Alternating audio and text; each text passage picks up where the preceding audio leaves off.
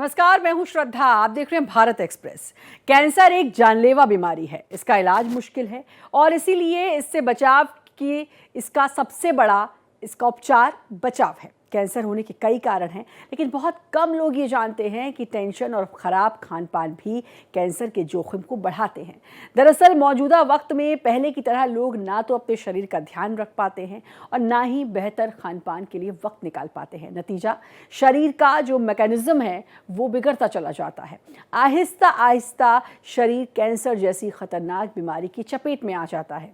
एक बार कैंसर पैदा होने के बाद ये फैलता ही जाता है। कैंसर कोशिकाएं एंजाइम भी बनाती हैं जो बढ़ने पर हेल्दी कोशिकाओं को भी नुकसान पहुंचाना शुरू कर देती है। खराब लाइफस्टाइल और खानपान से, पारंपरिक खाना कम होने से कैंसर सबसे आम बीमारी हो गई है। हर साल लाखों की तादाद में लोग इसकी चपेट में आते हैं। कैंसर के कारण और उससे बचने के तरीके पर पेश है हमारी ये खास पेशकश। और हमारे साथ पद्म विभूषण से सम्मानित वैज्ञानिक डॉक्टर अजय सोनकर के अलावा doctor Anita Malik, senior oncologist, और डॉक्टर समीर कोल, सीनियर ऑन्कोलॉजिस्ट भी जुड़ेंगे। लेकिन उससे पहले देखिए ये रिपोर्ट। कैंसर के पैदा होने के कई सारे कारण हैं। तनाव के साथ ही खान पान का भी शरीर पर सीधा असर पड़ता है। मसालेदार खाना भी कैंसर के जोखिम को बढ़ा सकता है। मसालेदार खाने से पेट के कैंसर की संभावना रहती है। वहीं इसके साथ ही पैक्ड स्नैक्स और ड्रिंक्स भी बेहद ही नुकसानदेह हैं। इसमें अक्सर जरूरत से ज्यादा मात्रा में चीनी होती है और इससे मोटापा बढ़ता है। ये कोलोरेक्टल, ब्रेस्ट और पैनक्रियाज सहित दूसरे तरह के कैंसर के जोखिम को बढ़ाता है। आज आप 50 साल पीछे चले जाइए तो आपको खान पान के कारण या इस तरह की कैंसर देखने को नहीं मिलता था। वजह ये थी कि उस समय खाने पीने की इतने पैकेज्ड ऑप्शंस अवेलेबल नहीं थे। अब बाजारवाद ने भोजन में बहुत बड़ा प्रॉफिट लाभ देख लिया है, तो हमारे हर तरफ पैकेज्ड फूड है, प्रोसेस्ड फूड है, जो हमारे शरीर में व्याधियां पैदा कर रहे हैं। जो हमारा लालच है, जो हमारा धन कमाने की इच्छा है, उसने हमारे फूड हैबिट को अनहेल्दी कर दिया है। इसलिए खान पान एक बहुत बड़ा कारण बनता जा रहा है कैंसर के लिए। हमारे खान पान से जरूरी चीजें गायब होती जा रही हैं।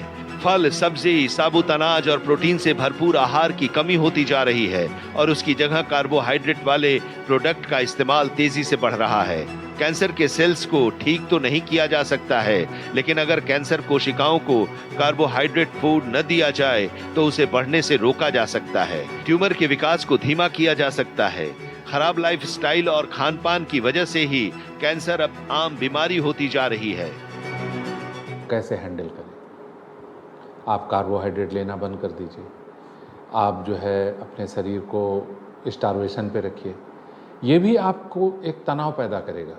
आपको घबराहट होगी, लगेगा मैं ठीक से आज़ादी से रह नहीं सकता, खा पी नहीं सकता, अपने मनपसंद की चीज़ें नहीं खा सकता, शरीर जो मांग रही है मैं उसको नहीं दे सकता।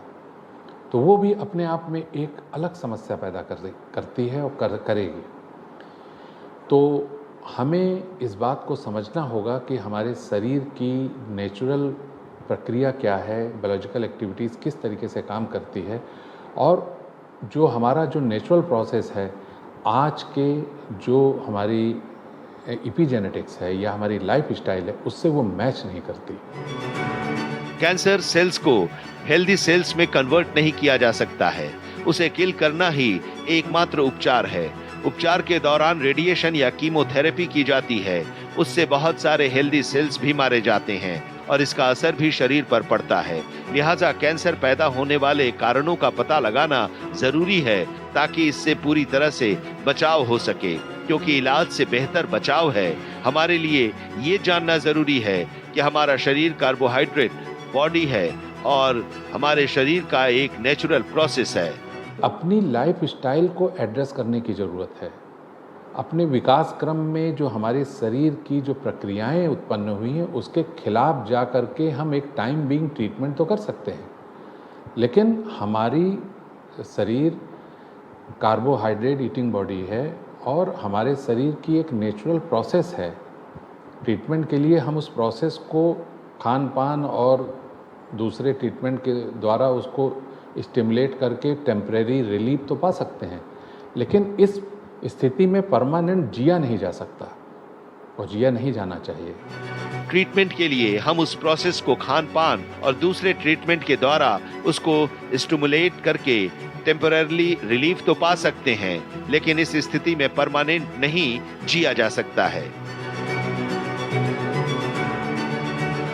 इस तरह के जो मैलिग्नेंट सेल्स हैं वो दूसरे हेल्दी सेल्स के शुगर को भी धीरे धीरे फर्मेंट करते हैं। इसी तरीके से कैंसर फैलता है। अब जब किसी को कैंसर होता है और डिटेक्ट होता है तो इसका जो हमारे मेडिकल साइंस में इलाज है वो ये है कि जो कैंसर का सेल है, जो कैंसर के सेल्स हैं, उनको शरीर से डिस्ट्रॉय करके बाहर निकाल दिया जाए, काट कर निकाल दिया जाए। शरीर के सेल्स हेल्दी रहें, इसके लिए बेहतर लाइफस्टाइल के साथ ही खान पान भी जरूरी है। अगर कोशिका में किसी तरह का कचरा जमा हो जाता है तो वो उसके जीन को स्थायी तौर पर प्रभावित कर सकता है। इससे उसके लिए खुद ही उसे ठीक करना मुश्किल हो जाता है। कैंसर तब होता है जब कोशिकाओं के विकास को कंट्रोल करने वाले संकेत ठीक से काम नहीं करते हैं। ये शरीर की अपनी ही कोशिकाओं से विकसित होता है। कैंसर की कोशिकाएं अलग होती हैं। कैंसर कोशिकाओं में जीन म्यूटेशन होते हैं जो उसे नॉर्मल कोशिका से कैंसर कोशिका में बदल देते हैं। कि जो हमारी लाइफ स्टाइल है वही हमारी जो सोच है, जो हमारी मानसिकता है, वही कैंसरकारी है। जैसे आप एक कंप्यूटर की परिकल्पना करें तो उसमें हार्डवेयर होता है और सॉफ्टवेयर होता है। हार्डवेयर कितना ही अच्छा हो, लेकिन अगर सॉफ्टवेयर उसमें डिफेक्टिव है, उसमें वायरस है या उसमें बग्स हैं, तो कंप्यूटर ठीक से काम नहीं करेगा, डिफेक्टिव रहेगा। तो कैंसर से बचना है तो सबसे पहले तो तनाव से आपको बचाव करना होगा। यही कोशिश है भारत एक्सप्रेस की भी, आप तक ये तमाम बातें पहुंचाने की। इसीलिए ये ख़ास रिपोर्ट भी आपने देखी जिससे आप सबको समझ में आएगा। पहले तो आपका खान पान जो कि बहुत अच्छा और संतुलित होना चाहिए, जिसको हम छोड़ते जा रहे हैं आज के टाइम में। हम फास्ट फूड की तरफ बढ़ते जा रहे हैं। इसके अलावा हम लोग पैकेज्ड फूड बहुत ज़्यादा इस्तेमाल करते जा रहे हैं। ये एक बहुत बड़ा कारण है। तो सबसे पहले तो अपने खान पान में एक तब्दीली लानी होगी और उस खान पान की तरफ वापस जाना होगा जिसके लिए भारत की पहचान है, भारत जाना जाता है। वो संतुलित खाना, वो कलरफुल खाना जो हमारी थाली में होता है, जिसमें दाल, चावल, सब्जी, हरी सब्जी, सलाद, रोटी, ये सारी चीज़ें होती हैं। तो इस तरीके के खाने का इस्तेमाल। दूसरा, आपको योग प्राणायाम के ज़रिए अपने आप को हेल्दी रखने की कोशिश, एक्सरसाइज जिसको हम छोड़ते जा रहे हैं आज का टाइम, क्योंकि भाग दौड़ भरी ज़िंदगी है और हर कोई बिज़ी है। इस बिज़ी होने के चक्कर में हम लोग अपने शरीर का ध्यान रखना भूल जाते हैं, जिसके चलते ये कैंसर जैसी लाइलाज बीमारी और जानलेवा बीमारी लगातार पनपती जा रही है और फैलती जा रही है। यानी कि ये इतनी ज़्यादा बढ़ चुकी है कि हर कुछ लोगों में अब कैंसर होने की पुष्टि पाई जाती है। कैंसर है और फिर उसका ट्रीटमेंट चलता है। इसलिए इन तमाम बातों को ध्यान में रखना होगा। हमको अपने खाने में कैसे ग्रीन वेजिटेबल्स को शामिल करना है, कैसे फ्रूट्स को शामिल करना है, पिज़्ज़ा, बर्गर, कोल्ड ड्रिंक जिसके पीछे हम भागते हैं, नूडल्स, इनका इस्तेमाल हमें रोकना होगा। और ना सिर्फ अपने अंदर बल्कि अपने आने वाली पीढ़ी को भी इस तरीके से बढ़ाना होगा ताकि वो खाने के महत्व को समझ पाएँ।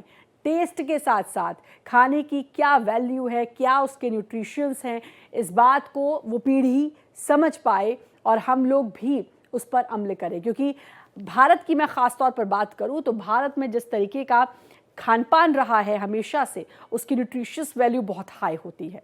हमारे साथ डॉक्टर भी जुड़ चुकी हैं। Senior oncologist doctor Anita Malik हमारे साथ जुड़ी हुई हैं। डॉक्टर, बहुत बहुत स्वागत है भारत एक्सप्रेस पर आपका। और सबसे पहले सवाल, क्योंकि कैंसर की हम बात कर रहे हैं, जानलेवा ये बीमारी है और इसके नाम से ही डर लगता है, तो कुछ चीज़ें मैं आपसे जानना चाहूँगी। सबसे पहले तो क्या है कैंसर, इसके बारे में ज़रा बताएं।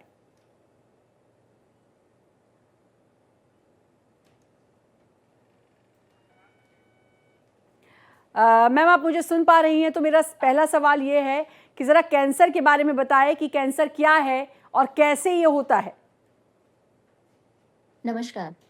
कैंसर जो है जो हमारे सेल्स जो हैं एब्नॉर्मली ग्रो करना शुरू कर देते हैं, उन पे कोई कंट्रोल नहीं रहता है और उनका डिवीजन मल्टीप्लिकेशन लगातार होता रहता है।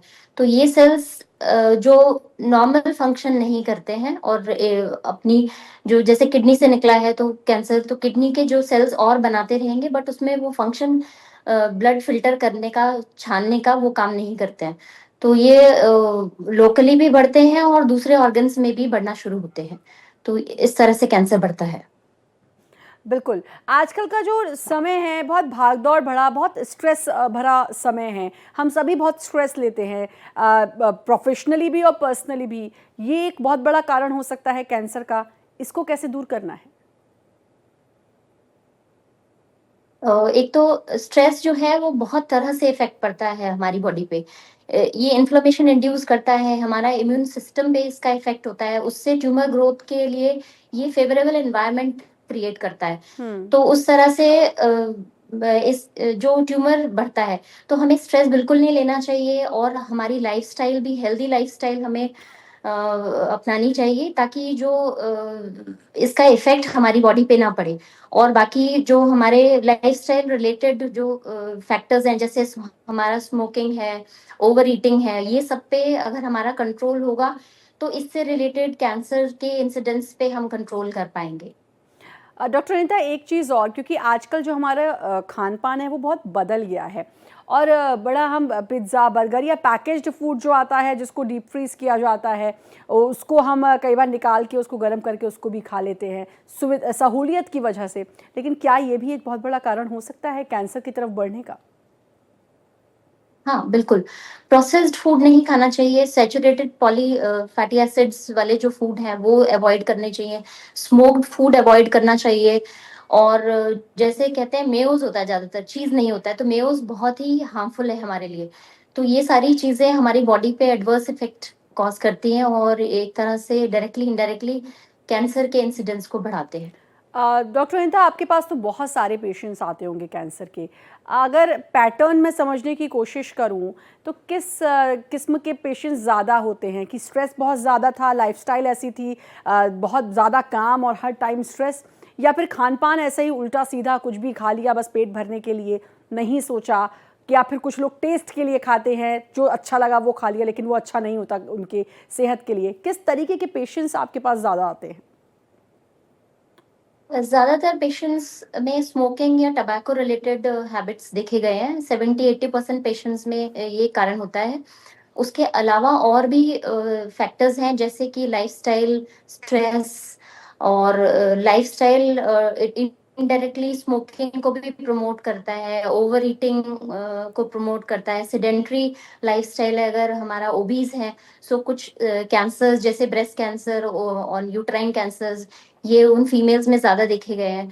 तो इस तरह के पेशेंट्स हमारे पास ज़्यादा होते हैं और उसमें 10 से 15% फ़ैमिलियल हिस्ट्री भी होती है जिनकी। थोड़ा ब्रेस्ट कैंसर के बारे में भी जानना चाहूँगी, क्योंकि इस बीच काफ़ी सारे केस देखे, बड़े सेलिब्रिटीज़ भी हैं जिनको ये ब्रेस्ट कैंसर हुआ है। तो अगर फीमेल्स की मैं ख़ास तौर पर बात करूँ, एक फ़ीमेल होने के नाते, क्या लक्षण कौन से होते हैं जिसको देख के हम समझ पाएँ और तुरंत डॉक्टर के पास जा पाएँ? सो आमतौर पे जो मोस्ट कॉमनेस्ट जो सिम्पटम्स हैं पेशेंट में होते हैं लम्प, ब्रेस्ट कॉन्टूर में चेंज, निपल रिट्रैक्शन, स्किन पकरिंग, जैसे ऑरेंज पील की स्किन होती है, पीले ऑरेंज स्किन हो जाती है और कहीं आर्मपिट में जो हमारी एक्जिला है वहाँ पे कोई लंप डेवलप हो रहा है। तो ये सारे सिम्टम्स लेके पेशेंट आते हैं। मेंस्ट्रुअल हिस्ट्री भी उनकी ऑल्टर्ड हो जाती है अगर कैंसर डेवलप हो रहा है कुछ पेशेंट्स में। हुँ। तो मैक्सिमम पेशेंट्स ये आते हैं। पहले ये एल्डरली पेशेंट्स में होता था, अब हमें यंग पेशेंट्स भी कैंसर के लक्षण के साथ दिख रहे हैं और जिनपे डायग्नोस कर रहे हैं हम कैंसर। अच्छा, ये तो बात हो गई ब्रेस्ट कैंसर के बारे में, लेकिन कैंसर की अगर मैं बात करूं तो क्या वो बेसिक उसके लक्षण हैं? क्योंकि कई बार ऐसा होता है कि डॉक्टर के पास गए, तबीयत खराब थी और पता चलता है कि 3rd स्टेज का कैंसर है, 4th स्टेज का कैंसर है। तो क्या कुछ इनिशियल ऐसे साइंस होते हैं कैंसर के जिसको समझा जा सके और तुरंत डॉक्टर के पास जाया जा सके? हाँ, इन जनरल कुछ साइंस सिम्टम्स होते हैं कैंसर के, जैसे कि कोई लंप या गांठ आ गई है, आवाज में वॉइस चेंज हो गई है, होर्सनेस है, कोई छाला आया है जो कि ठीक नहीं हो रहा है, कॉन्स्टेंटली ठीक नहीं हो रहा है, हो सकता है उसमें पेन हो या पेन ना हो, दोनों ही चीजें हो सकती हैं। अगर कॉफ हो रहा है उसमें कहीं ब्लड आ रहा है, या पॉटी हो रही है, मोशन है उसमें ब्लड आ रहा है। फीमेल्स में मेंस्ट्रुएशन के टाइम पे तो ब्लीडिंग होती है, intermenstrual bleeding, post coital bleeding है, अगर पोस्ट मेनोपॉजल फीमेल्स में अगर एबनॉर्मल डिस्चार्ज है, और किसी को एबनॉर्मल वेट लॉस हो रहा है, मोर देन 50-20% वेट लॉस है over the period of 4 weeks 6 weeks, तो शॉर्ट इंटरवल में अगर सिग्निफिकेंट वेट लॉस है, अनएक्सप्लेन्ड वेट लॉस है, और हीमोग्लोबिन फॉल हो रहा है अगर पेशेंट में, तो ये सारे सिम्टम्स हैं जिसमें कि हम कैंसर के बारे में सोचा जा सकता है, उनके टेस्ट हम कर सकते हैं। बिल्कुल। और हमारे साथ डॉक्टर समीर कौल भी जुड़ चुके हैं, उनसे भी हम बात करेंगे, उनसे भी समझने की कोशिश करते हैं। डॉक्टर, बहुत बहुत स्वागत है आपका भारत एक्सप्रेस पर। कैंसर के बारे में हम बात कर रहे हैं, और कैंसर से कैसे हम बच सकते हैं, कैसे अपनी लाइफस्टाइल में चेंजेस ला सकते हैं, क्या करना चाहिए। और एक बहुत इंपॉर्टेंट क्वेश्चन, क्योंकि जब भी किसी भी पेशेंट को पता चलता है कि उसे कैंसर है, तो वो सिर्फ उस तक सीमित नहीं रहता, पूरा परिवार एक सदमे में रहता है, एक ट्रॉमा में रहता है, और बहुत सारी चीज़ें उनके दिमाग में चल रही होती है। सबसे पहले क्या करना चाहिए, कैसे समझना चाहिए? सबसे पहले श्रद्धा जी, आपको, डॉक्टर साहिबा को और आपके श्रोताओं को मेरी तरफ से एक प्यार भरा नमस्कार। मुझको बुलाने के लिए बहुत बहुत शुक्रिया। और आज आप जो बता रही हैं कि कैंसर जिस किस्म की प्रॉब्लम्स क्रिएट करता है सारी जनता में, वो कोई छिपी हुई बात तो नहीं है। कोई क्योंकि इससे बुरा वक्त उस फैमिली के लिए और उस पेशेंट के लिए शायद ही कोई हो, क्योंकि घुट घुट के ये तंग करता है। और इसकी अवेयरनेस जो है, सबसे पहला काम बचने का, अगर किसी चीज़ से बचना है तो उसके बारे में जानकारी, उसके बारे में अवेयरनेस, उसके फैक्ट्स के बारे में, ये कैंसर होता कैसे है, क्यों होता है, बढ़ता क्यों है। और तभी जब आपको ये जानकारी होगी, हर एक वर्ग को ये जानकारी होगी हमारी कंट्री में और आसपास की कंट्रीज में, तब हम उससे बच पाएंगे। पहला स्टेप है अवेयरनेस, नॉलेज, और उसमें मीडिया का और आप लोगों का मैं खुश हूँ कि आप ऐसा काम कर रही हैं आज, इसके बारे में बात कर रही हैं, और लोगों को उसको तवज्जो देनी चाहिए।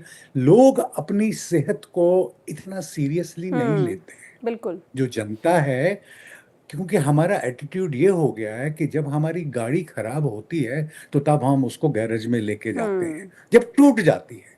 और इसी तरह जब इंसान बीमार हो जाता है तो तब डॉक्टर के पास या हॉस्पिटल जाता है। लेकिन तरीका वो नहीं है। आज वक्त आ गया है कि हमको, जो आप बात कर रही हैं प्रिवेंशन कि, ताकि कैंसर हो ही ना, तभी अंग्रेज बहुत पहले कह गए, an ounce of prevention is worth a pound of cure। क्योंकि आप उस सारी फैमिली के पैसे, उसकी मेंटल एगनी, उसकी फ्रस्ट्रेशंस, उसकी रिलेशनशिप का खत्म होना, मतलब उस फैमिली का बर्बाद होना और उस लाइफ की बर्बाद होना आप बचा सकती हैं। तो ये प्रिवेंटेबल डेथ के तरीके, आप इस मौत को बचा सकती हैं। तो इसलिए प्रिवेंशन में सबसे पहले मैं आपको बताऊं, अवेयरनेस, जानकारी, कैंसर किससे होता है। एक तो मैं पहले आपको बता दूं, 15% कैंसर हेरिडिटरी होता है। हेरिडिटरी का मतलब ये कि आपके जीन्स में आता है, ये मैसेज आपकी जीन में ऑलरेडी आ गई है, ये चल रही है उसमें, ये और ये आपकी जो बच्चे हैं वो इनहेरिट करेंगे, उसको चांसेस हैं उनको करने के, डिफरेंट सिंड्रोम्स हैं। 15% cancer is in your genes. पहले हमको ये चीजों की जानकारी नहीं थी, लेकिन आजकल है, और इसलिए हम कहते हैं कि उसके बारे में अब आप पता किए, आपने अपने टेस्ट कराइए, ब्लड टेस्ट से पता लग जाता है, टिश्यू टेस्ट से पता लग जाता है कि क्या मेरे को इनमें से कोई हेरिडिटरी कैंसर है कि नहीं। और आप देखोगे ऐसे लोगों में, उनकी फैमिली में पहले भी जो उनकी माँ है, मासी है, नानी है, जैसे लेडीज में, उनमें भी कैंसर हुआ होगा। तो उस फैमिली में अपना आपकी जो फैमिली ट्री है, जैसे आप और मैं बात कर रहे हैं, मुझे अपनी फैमिली ट्री में किन लोगों को कैंसर हुआ पता होना चाहिए, और वो किस किस्म का कैंसर है। क्योंकि तभी मुझे आइडिया लगेगा कि मुझे आगे क्या करना है, क्या चीज हो सकती है। सो हेरिडिटरी सबसे नंबर 1। दूसरा, लाइफस्टाइल। 30% से 50% तक का जो कैंसर है वो लाइफस्टाइल से होता है। लाइफस्टाइल का मतलब क्या हुआ कि आप क्या खाते हैं, क्या पीते हैं, क्या पहनते हैं, क्या आपकी आदत हैं इस दुनिया में रहने के लिए। That is called lifestyle. आप किस किस्म का, क्या आप जंक फूड खाते हैं, क्या आपकी मीट में junk, high carbohydrates, high fat content है, क्या आप मीट, रेड मीट ज्यादा खाते हैं या नहीं, क्योंकि इन सब चीजों से पर्टिकुलर कैंसर्स बढ़ जाते हैं। कोलन के, स्टमक के, ब्रेस्ट के, यूट्रस के, ये नोन फैक्ट्स हैं। These are important known facts, और इसकी जानकारी हर एक को होनी चाहिए। जो लोग ज्यादा मसाला, गरम चाय, इस किस्म की चीजें पहाड़ों में खाते हैं, उनमें आप देखेंगे आप इस वक्त खाने की नाली का कैंसर। जो लोग अब हार्मोनल टैबलेट्स यूज करते हैं बर्थ कंट्रोल के लिए, ईस्ट्रोजन।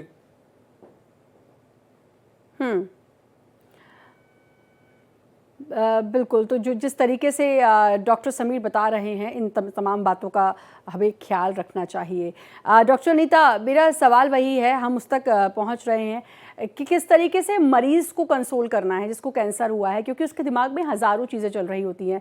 ऐसा नहीं है कि कैंसर का इलाज नहीं हो सकता, कई केसेस में इलाज होता है, सफल इलाज होता है, लेकिन मरीज़ को लगता है कि अब वो बचेगा नहीं।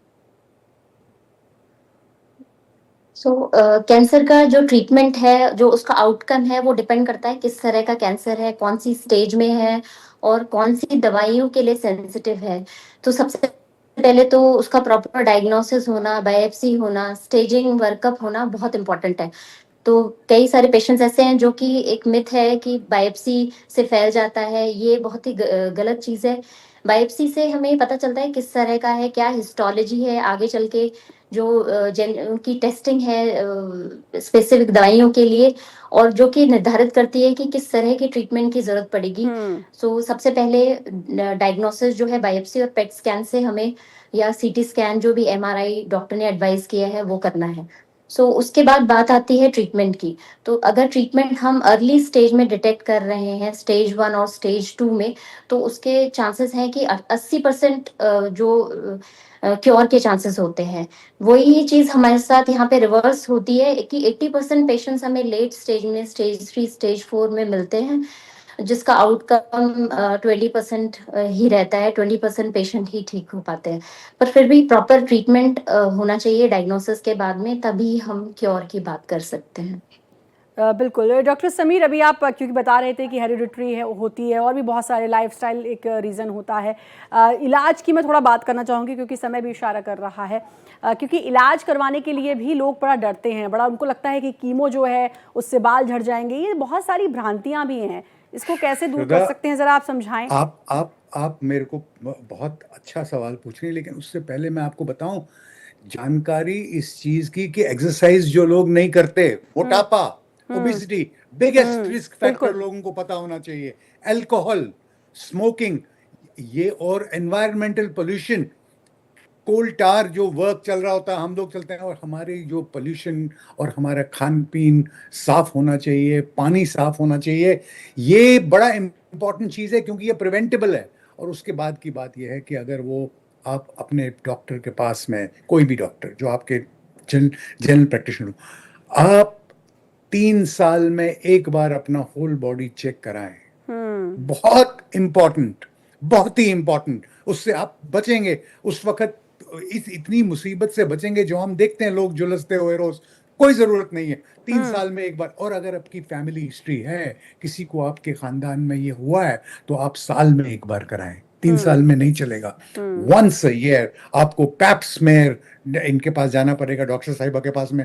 ये पैप स्मेयर सर्वाइकल कैंसर के लिए चेक करेंगी, मैमोग्राम्स कर देंगी, और ये सब देखेंगे कि आपकी वो जो लेडीज के कैंसर है ना हो, क्योंकि आजकल आपको मालूम है ब्रेस्ट कैंसर वगैरह यंग एज में आने लगा है, तो डेमोग्राफिक शिफ्ट हो गया है। बिल्कुल। तो इसलिए ये, तो डॉक्टर समीर, सबसे ज़्यादा ज़रूरी जो आपने बताया कि सबसे ज़्यादा ज़रूरी तो अवेयरनेस है, हमें जानकारी होनी चाहिए, हमें पता होना चाहिए। बहुत अच्छी चर्चा चल रही है, समय मुझे इजाज़त नहीं दे रहा, लेकिन लेकिन मैं फिर चाहूँगी कि कभी आपसे इस बारे में तसल्ली से बात करूँ ताकि हम कैंसर को समझें और उससे कैसे डील करना है ये बहुत ज़रूरी है समझें। डॉक्टर समीर, बहुत बहुत शुक्रिया आपका समय देने के लिए। डॉक्टर अनीता, आपका भी बहुत बहुत शुक्रिया अपना कीमती वक्त भारत एक्सप्रेस को देने के लिए। और इसी के साथ इस खास पेशकश में इतना ही, लेकिन बाकी खबरों के लिए लगातार बने रहिए भारत एक्सप्रेस के साथ।